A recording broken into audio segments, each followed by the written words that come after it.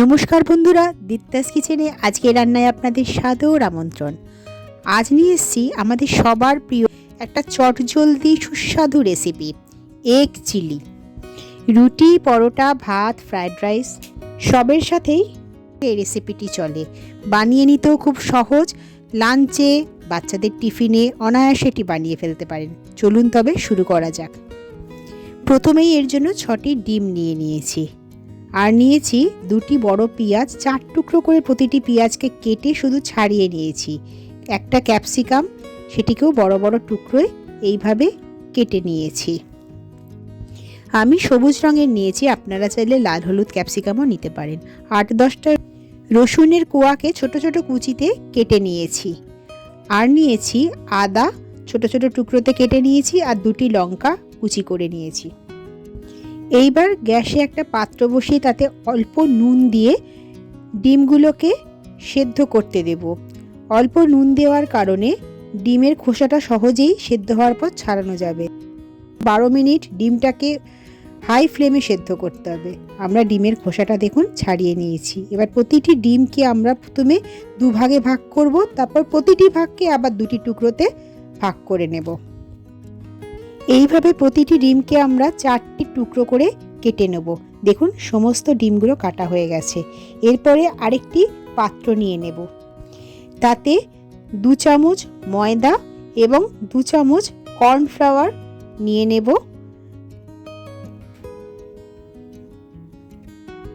ময়দা এবং কর্নফ্লাওয়ার ভালো করে মিশিয়ে এতে স্বাদ অনুযায়ী নুন দিয়ে দেব, গোলমরিচের গুঁড়ো দিয়ে দেব, আর আদা রসুনের পেস্ট দিয়ে দেব।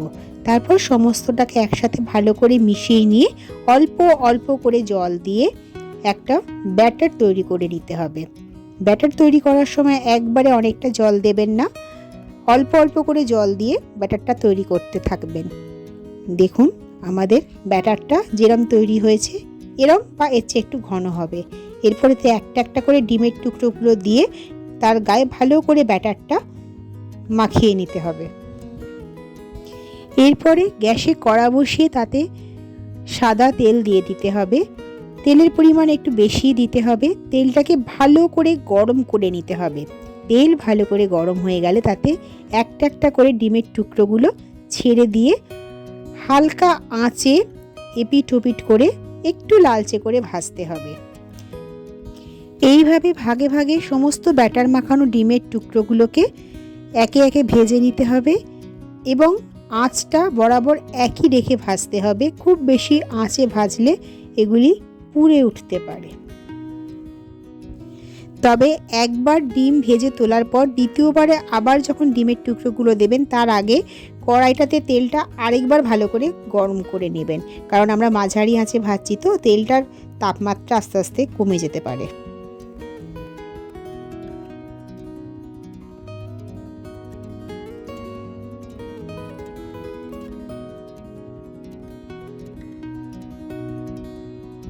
সমস্ত ডিমটা ভাজা হলে তেলটাকে আরেকবার ভালো করে গরম করে নেব এবং তাতে প্রথমে আদা লঙ্কা কুচি এবং তারপর রসুন কুচি দিয়ে হাই ফ্লেমে নাড়াচাড়া করেই পেঁয়াজের টুকরোগুলো দিয়ে দিতে হবে।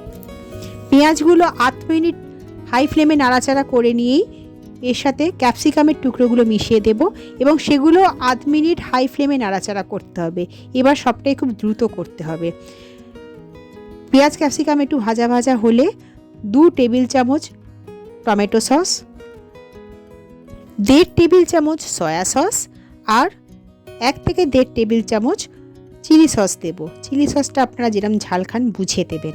এরপরে সব সসটা একসাথে আরেকটু ভাজা ভাজা করে গোলমরিচের গুঁড়ো এবং নুন স্বাদ অনুযায়ী দিয়ে দেবো। তবে নুন বুঝে দেবেন, কারণ সয়া সসে নুন থাকে। সমস্তটা একসাথে ভালো করে আরও 1 মিনিট ভেজে নেব। এরপর একটা বাটিতে জল নিয়ে তাতে 1 চামচ কর্নফ্লাওয়ারের গুঁড়ো ভালো করে মিশিয়ে নেব এবং সেই কর্নফ্লাওয়ারের গুঁড়ো মাখানো জলটা এতে দিয়ে দেব। এটা কম গ্রেভির, কিন্তু আপনারা যদি গ্রেভি চান জলের পরিমাণ একটু বেশি দেবেন। এরপরে সমস্তটা নাড়াচাড়া করে তাতে ভেজে রাখা ডিমের টুকরোগুলোকে মিশিয়ে দেব এবং ডিম, পেঁয়াজ, ক্যাপসিকাম, গ্রেভি সব একসাথে নেড়ে চেড়ে মিশিয়ে নেব। এটা বেশ গা মাখা গ্রেভি হয়েছে। আপনারা চাইলে কিন্তু একটু গ্রেভির পরিমাণ বেশি রাখতেই পারেন, সেক্ষেত্রে জল আর কর্নফ্লাওয়ার একটু বেশি দেবেন। এরপর গ্যাস বন্ধ করে দিলেই আমাদের এগ চিলি পরিবেশনের জন্য একদম তৈরি। এটিকে সুন্দর করে সাজিয়ে গরম গরম পরিবেশন করুন। আমার রান্নাটা ভালো লাগলে একটা লাইক করুন। খুব শীঘ্রই আবার আমাদের দেখা হবে। আজ তবে আসি, নমস্কার।